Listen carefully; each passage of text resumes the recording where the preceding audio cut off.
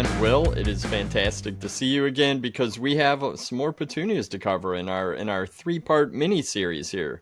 If you're listening or watching in real time, we have covered more of the common type petunias, grandifloras and multifloras. We've covered wave petunias, and Will is back to talk vegetative petunias, which I think is a super exciting category. Just, I go to California spring trials every year, and every year there are hundreds of new varieties introduced, and a good chunk of those these days are petunias and calibrachoas, and it's because of these novelty colors, super unique patterns, and just the amazing show that you can get from vegetated petunias, and then also the series that have been launched for landscape, I think, are tremendous. Some of the hanging basket types. It's really exciting to see ongoing breeding in vegetative petunias. And then really the benefit for growers is that you bring these in as liners, you can turn them and burn them and put them out on the shelf. And we all know that petunias continue to sell. So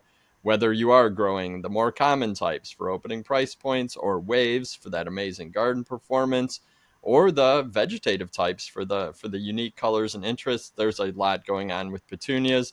So, Will, how do you want to approach vegetative? Because hopefully the viewers and listeners have jumped back in the archive and maybe already seen some of the production nuances for the seed types. But how do you want to get right into the vegetative ones? Well, let's get it right into it, because this is probably the most exciting thing in the garden center are those unique petunias. I think back to when black petunias all of a sudden came in the market, and it drove consumers into the garden center to get these unique colors. And that's really what the exciting part about the vegetative petunias is, that you can never really achieve with seed, or it takes forever. This gives you basically this fast innovation, and basically sets you aside as an independent garden center operator who really wants to be an innovator. It's really about having a lot of these vegetative petunias, which really create excitement at retail. So let's talk about them. And then as far as a grower goes, let's talk about what are some of the nuances and why these are so desirable to have if you follow some of the very similar, simple rules. So we always talk about planting immediately, watching this excessive root bounding, because if you get this root binding where they wrap around the liner, which can happen if it's held too long or it's just an old liner, they just don't root out into the container, so you don't get the maximum performance in the fastest time. So make sure that you've got them, and if you have to hold them, basically make sure you get them watered up to a 4 and dried down to a level 2 so that they don't do this root wrapping. If you just go and tinkle a little bit on top of the plant on a couple times a day or every single day, you end up with water at the top, which is where the roots are, and then you never get them to root down. If you have to hold them, remember you can hold them very cold. And these are the beauty of vegetative is they are induced. When you get that liner in, it is already induced. Unlike common petunias, the multiflora, grandifloras, or you basically have the wave type where you have to spend time inducing them. These are generally induced already, so you don't have to worry about them. So you can hold them cold, and if you have to. They are induced. I mean, we basically got good examples. Sometimes there's some varieties that are just wildly always flowering, which can be kind of a problem, which we'll talk a little bit about how you get around that. But a lot of times they'll come into you induced, so you're ready to go. These, you've got to make sure you put fertilizer on them before you plant them. And part of the reason is that they have this huge amount of vegetation above the root ball. And so if you don't get the feed into that root ball before you plant it, it's not going to take off and explode once you put it into the final container.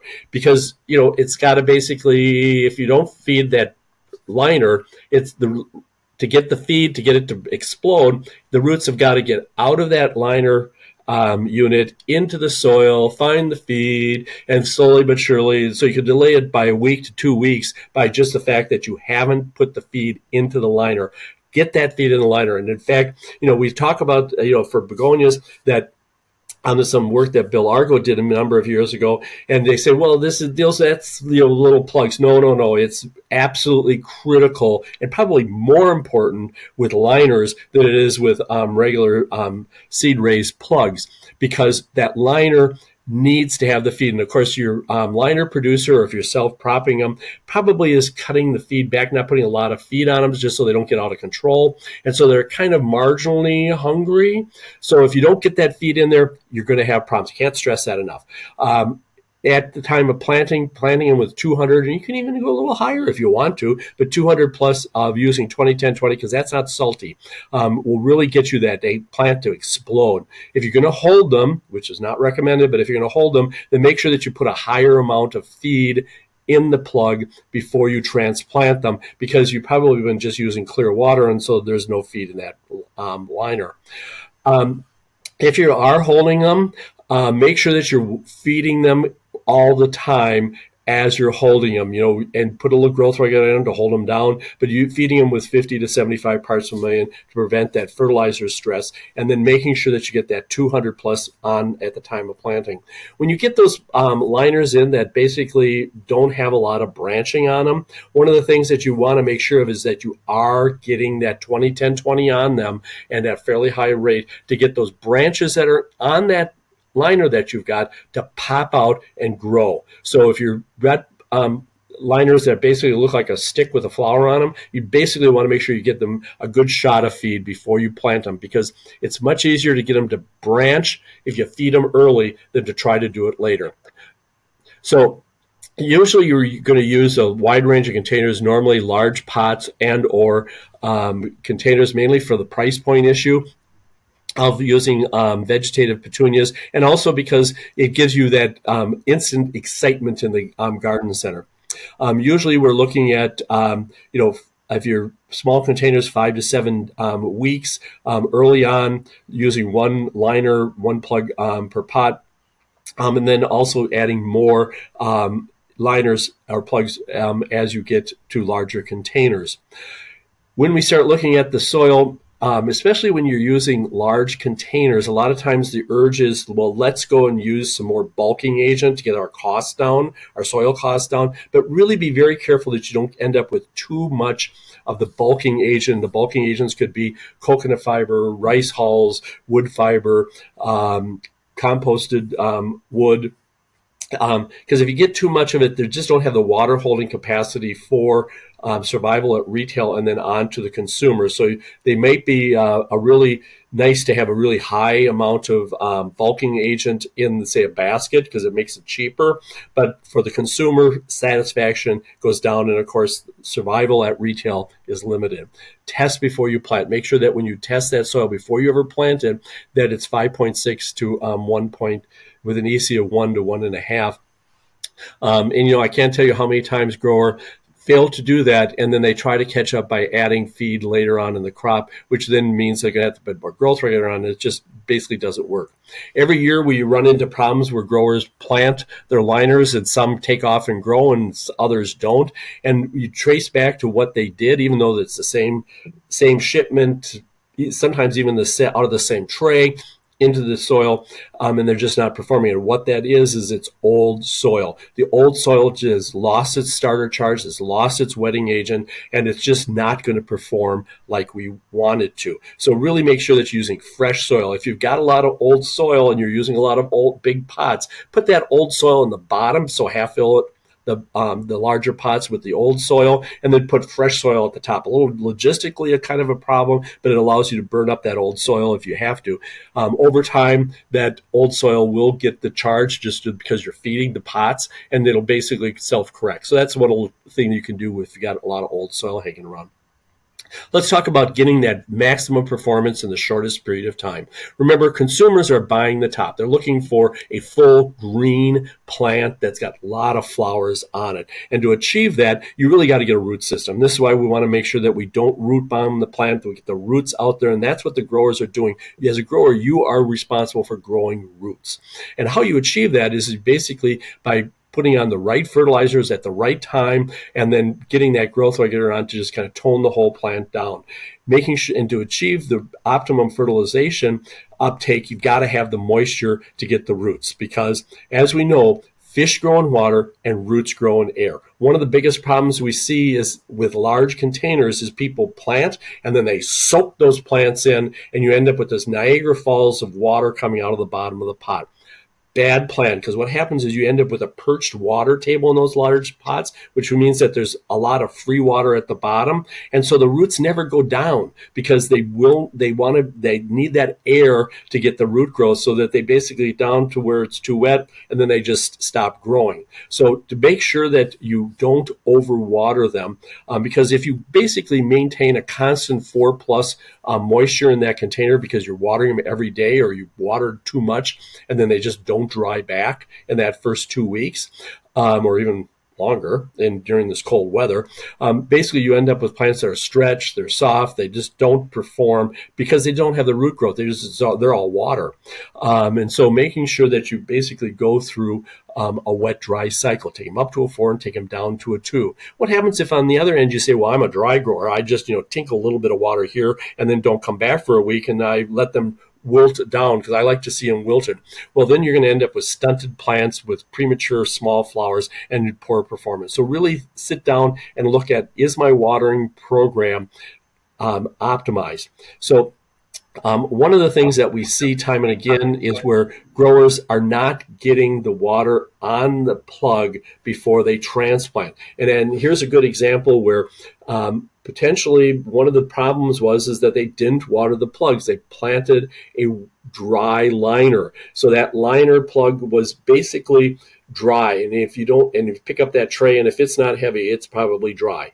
And that, getting that water into that cell, because you got all that foliage on top, as I mentioned earlier, is really tough. So one of the things that we want to make sure that we're doing is that we want to make sure that when you plant the liner, that you don't end up with this air gap, which, you dibble the hole, you push the plant in, and then you end up with like a little bit of an air gap in there.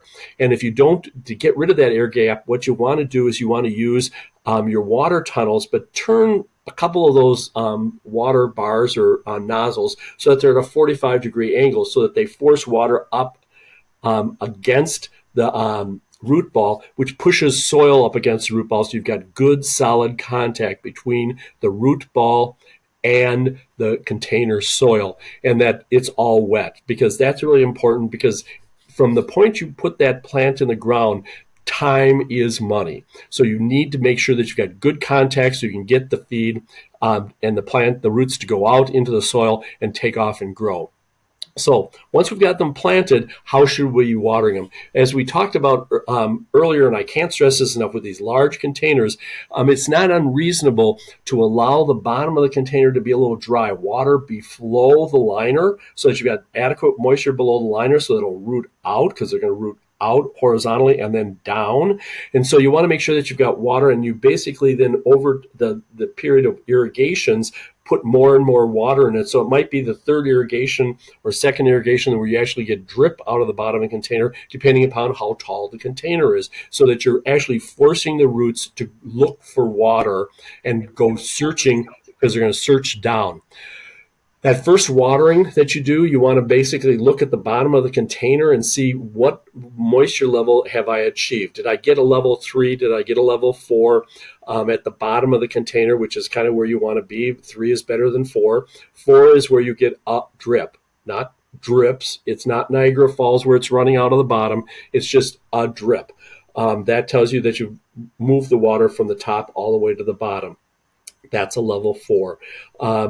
Pick those pots up, take a look at them, and see how much water, how fast are we watering, how much volume are you applying, and it's about a speed thing.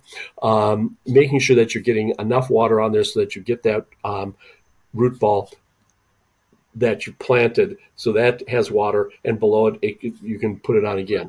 So then make sure that you look at when the roots have hit the bottom of the container. Now is the time that you can water all the way to the bottom and get drip out of the bottom. So once you have roots to the bottom of the container, which it means you got to pick them up and look at them, then you can start watering them and taking water to a level 4 or 5 to the bottom, and dry the tops up to a level 2, 3. And that will give you the most rapid root development. Pull those plants out of the pot. See where the roots are, because that's what you want to make sure that you've got moving as quickly as possible. Roots out and down, with depending upon pot size, in a period of 5 to 7 days after transplant is really critical, and it's all about how you're watering.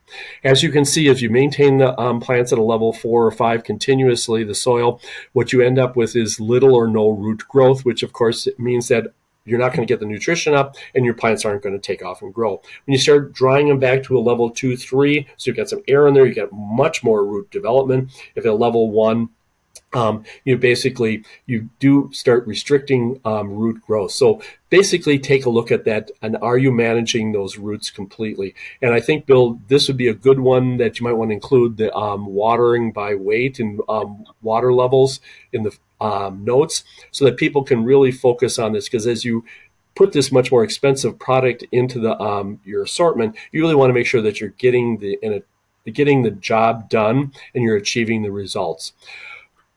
This is a good example, again, of that pre-plant. So feeding at pre-plant and a couple first weeks might be sufficient. If you have slow expansion, they're not filling out fast enough, then you want to increase the amount of ammonia and phosphorus to get more leaf expansion, and branching to get better overall performance. Remember, excessive leaf size, so that you're basically getting what almost looks like lettuce growing in your greenhouse. Basically start eliminating those late season crops, those late season feeds, because you're just making the plants way too big. Especially if you're out there pounding them with growth regulators, you may want to sit down and ask yourself, are we working too hard by feeding too much? If you have to feed, it's always better to put on multiple amounts. You may want to be feeding with 150 parts per million plus micronutrients on a weekly basis. Now, unlike the other seed-raised petunias, we really want to be very aware of what our phosphorus, iron, and manganese levels are. Now, you have to ask, well, why are we worried about this? Well, in stock plant production of petunias and mini stock plants, you basically want to really restrict the amount of ammonia and phosphorus that you're putting on. And of course, why is that? Because they stretch too much. So as one of the tools that they will use to manage the stock plant and the cuttings that they harvest, so that they're not just great big huge giraffes, they'll basically do a very low level of phosphorus and also really hold the ammonia back. So a lot of times people will say, well, my petunia liners are all purple. Well, guess what, guys? They're basically phosphorus deficient. Or they're saying, oh, my plants, they turn yellow, and they say, well, they're iron deficient. Well, no, they're probably not iron deficient. They're probably iron and manganese, Mn, not Mg, Mn deficient. So this is more of a problem, fertilization problem, with vegetative petunias than you will ever see in seed-raised petunias. If you've got this problem in seed-raised, then you got bigger problems. But this is a common problem, a common complaint that growers experience with vegetative petunias, where they're not growing, the leaf sizes are weird, their color isn't there, they're just not performing, and you really have to make sure that you're doing. So let's make sure that you also are feeding these plants at the time of shipping. These really suck up a lot of feed. These are big plants, and they're growing very vigorously, they're flowering, so they utilize a lot of fertilizer. So it's really important that you're feeding them before you ship them, so that the retail performance is good and solid, because as we know, at retail, they're probably just going to get watered at best, we hope. And conversely, then for the consumer, you want to make sure that there's some feed in there so that they'll actually perform for them, so that they'll have success and come back. Let's talk about these feed, because we touched on it, but let's really talk about it.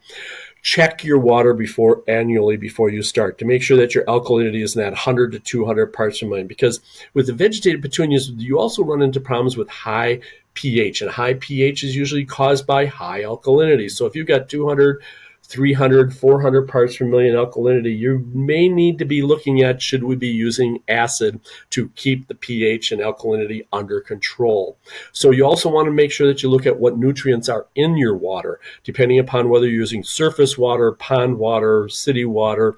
There's city water that has very high calcium levels and very, very high pH because of what they add to basically keep the lead out of the pipes. So you want to make sure that you look at that water on an annual basis to see what is my pH, what's my EC, what nutrients are in there, so I can create the fertilizer to balance it and anticipate where my problems are going to be. Also check that pH, 2 weeks and more after planting to see, has my pH come up? That will tell you, has my pH, do I have enough starter charge? Did I put in the wrong starter? Do they have too much starter charge? Do they have too high a pH, and all of a sudden I've got all kinds of chlorosis that, really I need to get the pH down, or is the pH too low and now I've got a whole nother set of problems. So really checking the soil and water on a regular basis to know where you are to guide you. Because, one of the things that I always tell people is you would never jump into the shower without sticking your hand in there first to see, is it too hot, too cold? Yet how many growers are unwilling to do a simple test that's relatively inexpensive compared to all the other costs to see where their pH and EC is, and find out, am I going to cook my plants, or are they going to be happy when I get started? So let's talk about this early feeding. It's really important to get that early feed on, man. The reason is that, remember, the plants, the unrooted cuttings that you've got in the liners are basically on a borderline hungry at the time you receive them, okay? That's a fact of life. The alternative is not going to exist unless it's really hungry. So you need to make sure that you get the feed in, because remember, the fertilizer that you put on is absorbed by the plant and moved, and by and large, the nitrogen, phosphorus, and potassium and calcium are moved into some of the older foliage and then retranslocated. Calcium boron is moved to the tip and moved into the growing points of the plant at a later date. So you need to feed early to load that plant up with feed so that you can get the bulking of the plant so that they fill out nicely, especially if you've got, as I mentioned earlier, some of those stick in a pot with a flower.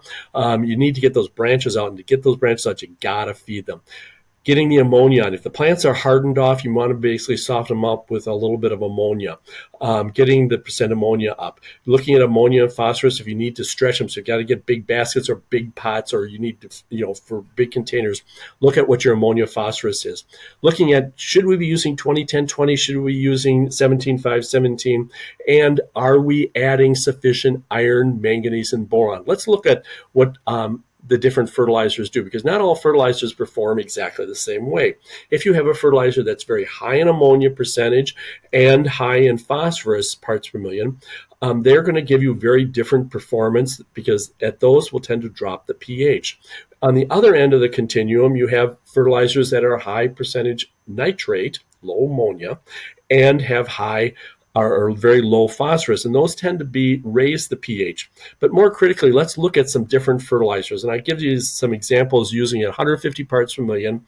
We really want to have a target of about, right around 20% or less of the monocle nitrogen will make the plants not too big, not too small. So if you need them bigger, obviously we want to use something like 20-20-20, which is a very high level of phosphorus. If you need that branching, if you need that stretch and the softening of the growth, we normally like to see 10 to 15 parts per million, but if you use 20-20-20, you've got about 65 parts per million. So using that fertilizer will give you big, soft plants. If we look at all the way at the other end at 13-2-13, if we notice that, it's 7% a monocle nitrogen, so that plant's going to be very well toned, not a lot of stretch, and it's going to have only about 10 parts per million phosphorus, so there's just not going to be a lot of stretch in there, so it's going to be more friendly to using less growth regulator. And that different fertilizers have different percent of monocle nitrogen and different phosphorus. And you have to read the labels to see, because every formulation is a little bit different. Well, a lot of times we see this chlorosis of the growing points, as I mentioned earlier, and people say, oh, that's iron. Well, not really. A lot of times it's manganese, Mn. We normally want to have in the fertilizer solution, which is the fertilizer you add plus the water you're using, has about 1 part per million iron and 1 part per million manganese. And the reason is that it's not just iron. If you know that it's really not iron, is you apply iron chelate and they green up, and then a couple days later they turn chlorotic again. And then you put it on, it greens up and a chlorotic. That's really manganese deficiency, because what the chlorophyll, which makes the plants green, uses both iron and manganese to keep the plant green. And what we normally see is on vegetative is that they tend to be a little bit shy on manganese, amen? And consequently, people will ironize them. They'll just keep pounding them with iron and not really ever fix the problem. So just jack up the manganese, and notice that most of these formulations have fairly low manganese levels, so that they're really running manganese deficient. Now, at pH 6, manganese uptake is literally nothing compared to having pH lower than 6 and pH higher than 6. And of course, ideally, we're running our plants at 6, pH 6 of the soil. So we're at a point where we're really limiting manganese uptake. So it's really important that if you've got this chlorosis problem, historically, you want to basically get in there with some manganese and adjust that.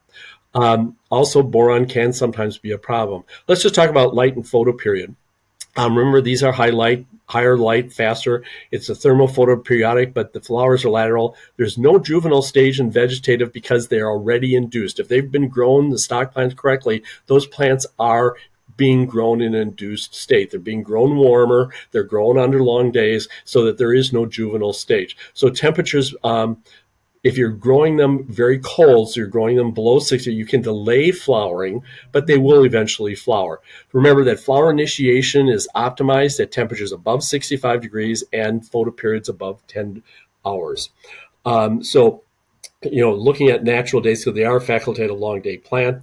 And just look at it. Let's talk about controlling stretch. Remember, controlling stretch is about your fertilizer program. If you use excess of feed, you're going to be big plants. They're going to be growing. You're going to have to use more growth regulators. So if you have very high ammonia feed, if you use a lot of 20-20-20, 20-10-20, slow release fertilizer, which have a lot of ammonia in them, you're going to end up with more stretch, and you're going to have to use more growth regulator. I mean, that's just kind of the fact of life. If, on the other hand, you don't do that and use just nitrates, well, you're going to be using less. So early on, you want to use the ammonia. Later on, you may want to use more of a nitrate feed. Remember, diff is your first line of control, looking at your day and night temperatures. So if you know that what your diff is, and of course it's fairly easy using a high-low thermometer or a fancy environmental controller to tell you what your diff is every day, you can then anticipate, are my plants going to stretch or are they going to stay compact? So as the diff increases above 10 degrees, diff, you're going to end up with more and more stretch. So really monitor the diff, especially late in the season, so that you can then customize, should we be spraying every 5 days, every 7 days? If you're using B9 and cyclocel, its lifespan is about active efficacy is about 5 to 7 days at very high diff. So you really need to be applying it more frequently, or using bonsai, paclobutazole, uniconazole, which has a much longer control. Now, early season, I always like the diminazide, chlormequat, tank mixes, or ansimidol to basically just kind of tone the plant down so that you can push the feed, so you can feed against that growth regulator. As you get later in the season with these, because they're very vigorous, generally speaking, you may need to use paclobutazole or uniconazole. Remember, sprays are forgiving. Drenches aren't. So if you want to basically stop them, so they're reaching 90% of their final size, a drench with paclobutazole, uniconazole, awesome. If you're basically just trying to just tone them down and you're trying to feed against them to kind of bulk them up and get them big but not stop them, then you want to basically use sprays. So using that combination.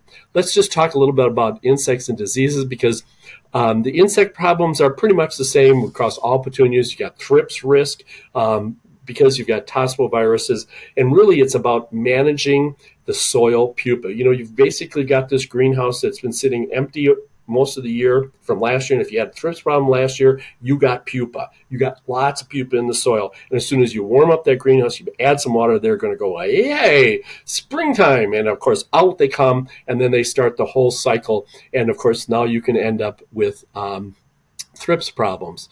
Looking at mites, They can come in, especially if you've got foliage or some other plants that are coming in. They're coming in off of the adjacent crops. Look at caterpillars because late in the season, when you can get a lot of moth activity, there are moths that do like to chomp down on these solanaceous crops. Look at those fungus gnats and shoreflies, and a little bit you'll understand why, and also look at aphids. Now, disease risk. Unlike the seed petunias where you really don't really worry about viruses, in the case of vegetative petunias, you are absolutely positively concerned about viruses. There's multiple viruses. A lot of them are mosaics. Models are the two groups that are probably the greatest concern as they cause disfigurement. A lot of them are regulatory viruses, meaning that if you got them, you got to destroy the plants. So you really want to make sure that you're getting your plant material from someone who is going to either stand behind the crop as being clean and will notify you if there is a problem. The petunias, there can be problems in propagation. It's a fact of life. So it is the primary risk of petunias, vegetative petunias, is this virus. But starting with clean stock, making sure that you've isolated your crops so that your sources. So if you get from rooting station A or from supplier breeder A and breeder B, that you keep those separate. So if there is a problem, you only have to throw out A or B. When you commingle everything, you could be at risk of having to throw away A and B. So watch for botrytis because these are big, dense plants, and you can end up with a lot of botrytis problems. Crown root rots can kind of be a problem because sometimes they're hanger on and coming with free of charge with the plants. Phalaenopsis is something that can come into play here. They are susceptible to phalaenopsis. And of course, it's about the fungus gnat shoreflies and thrips, which come out of the soil, and they've got the spores and the phalaenopsis on their little feet, and then they fly up, and then they touch the soil, and off they go and transmit. They're vectors. The fungus gnat shorefly are the vectors. Also look for leaf spots. If you've got leaf spots, you probably have got a feed problem. So, Bill, any other places they can get additional information? There are, and I'm really happy that you went into the nuances of vegetative petunias with this because, like you said, they're going to come in. The liners are already induced, so you don't have to worry about that like you do with some of the seed raised varieties. But you really have to watch the nutrition on them, just to make sure that you're not encountering that chlorosis or any of those other issues that you talked about, and then the viruses. So yeah, I thank you for touching on all those specific nuances. It makes sense why you wanted to do vegetative petunias separately from the seed raised ones, and I know the viewers and listeners will appreciate that. Like you're showing here, Grower Talks does have a fantastic series of grower guides. You can find them on the website as digital editions, growertalks.com/grower guides. In there, you can find the insecticide, miticide, and fungicide guide, updated every other year, the biosolutions guide, which we do produce every year, and then the PGR guide for annuals, which will be super helpful with your petunia crop. In addition to the grower guides, you can find hundreds of tech on demand educational resources online. Send out a newsletter every single week with great information like Will shared in this presentation. We've created a ton of videos for greenhouse growers of all skill levels. Tech on Demand podcast is a great way to learn about technical topics on the go. You can find that on your favorite podcast app. We're on Apple Podcasts, Spotify, just about all of them. And if you want to connect to more than 6,000 of your professional greenhouse peers, the Greenhouse Tech Team group on Facebook it's a private group, so you do have to request membership. But if you search Greenhouse Tech Team on Facebook, answer a couple simple questions, I will let you right in. Will, thank you so much for your time. Thanks for taking all the time to cover petunias from the most basic seed types through the amazing wave series and then onto the vegetative. I really appreciate it. And thank you. But we probably do have more crops to cover. I don't know if we're ever going to be Yeah. done with all these, are we?